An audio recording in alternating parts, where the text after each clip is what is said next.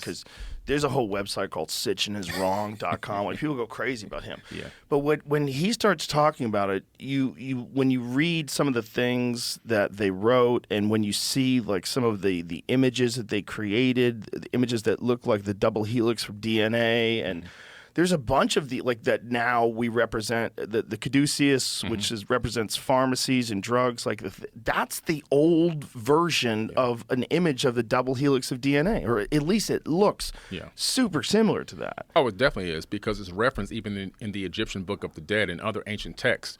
So there's no coincidences here. Now, Zecharia Sitchin, I don't particularly go by his work. Not because it's controversial. I believe he was one of the greatest researchers of all time. And the reason why is because he laid out so much information for us to begin to scratch our head and ask questions. But what I figured out was that by going through the UCLA CDLI online cuneiform digital library, say that fast 10 times, I was able to take stone tablets and decipher them myself. So anyone can go online to the UCLA CDLI online cuneiform digital library and read these stone tablets for themselves. You don't need Zecharia Sitchin. You don't need anyone else. And as I began to break these tablets down, do they have them transcribed, or are you reading the actual tablet? They transcribe them. They actually transcribe them into English for you.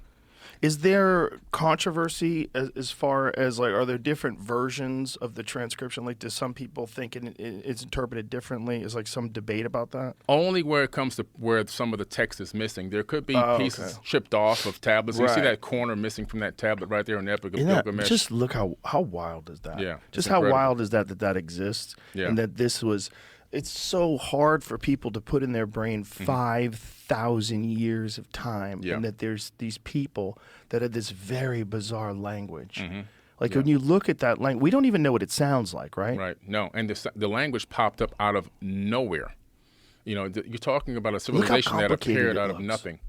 It looks like computer code. It does. Doesn't it? Yes, it does. Just imagine like a human being deciding that they were going to write down in these very bizarre, and they all agreed that all these things mean a certain thing. So they had to somehow or another have a Rosetta Stone or something where they're documenting it so that people can learn it and teach it.